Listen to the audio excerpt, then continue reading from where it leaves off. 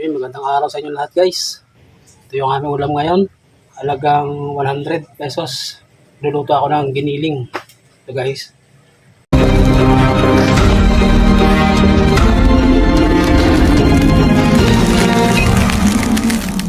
Ito guys, meron akong giniling dito. Halagang 80 tsaka 20 pesos na patatas. Yan, hiniwa-hiwa ko na. Yung itlog tsaka itong stock ko na lang to. Oyster sauce tsaka itong itlog.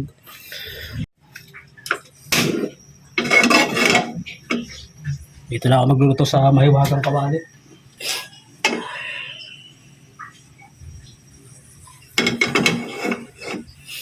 Lagay tayo ng kunting mantika. Nahin ko muna yung ating bawang. Ito yung aming tanghalian ngayon ng mga bata.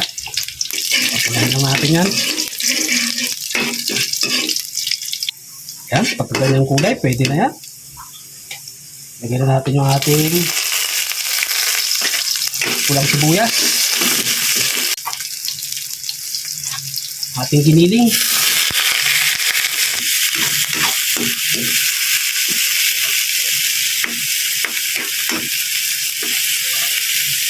Lalagyan ko muna yan ng paminta.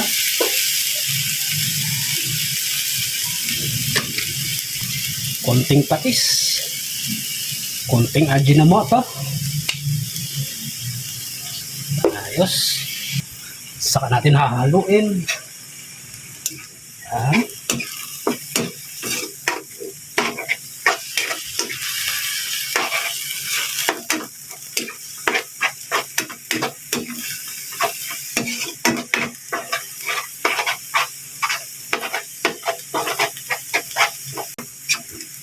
Palalagatikin natin yan.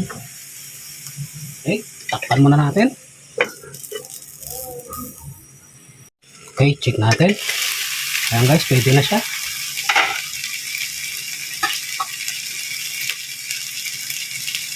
Lumalagitik-lagitik na.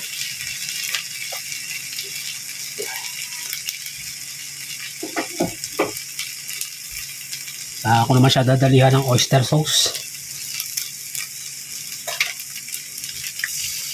Yan.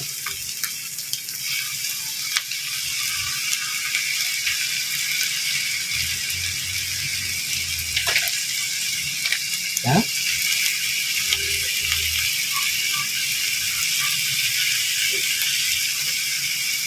Sasabay ko na rin yung tomato sauce.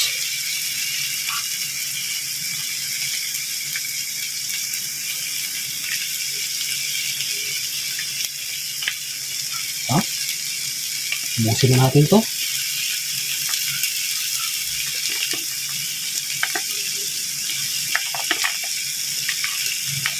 Talagang sinaid na side niya.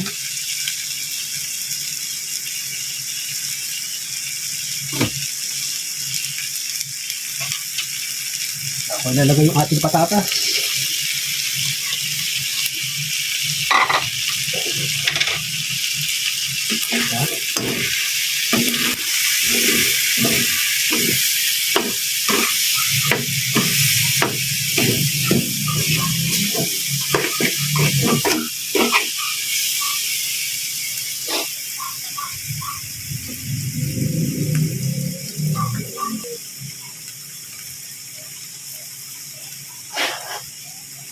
Sa ako sasabawan ng kainaman lang. Yan.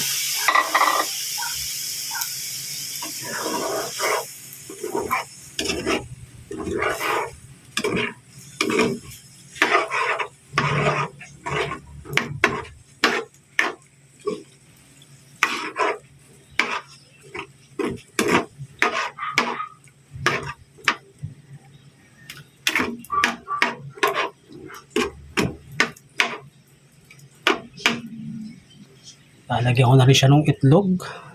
Yung dilaw ng itlog. Para sumarap yung kanyang pinakasabaw. Yan. Dudurugin lang natin. Para sumama sa sabaw.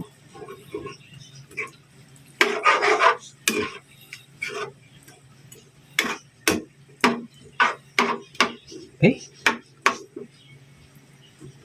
Titikman lang natin ang bagya.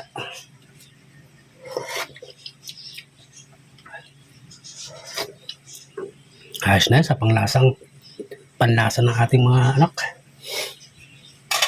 Kailangan natin ulit kumulo nang may sahog na natin yung ating binalatang itlog. Okay. Oras na para isapaw natin yung ating pinaka toppings niya.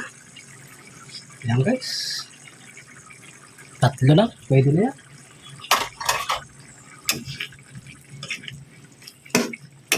Yan. Wala yung ating sentensyador ng lasa. DC.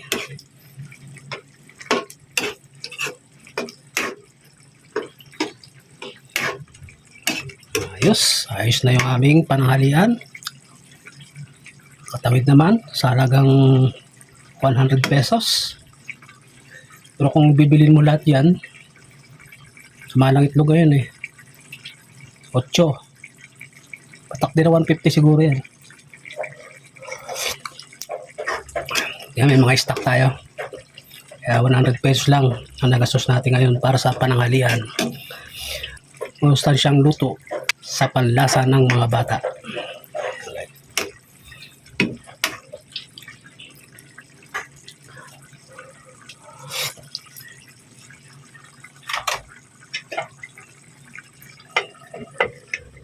Ayos na yan guys. Maraming salamat.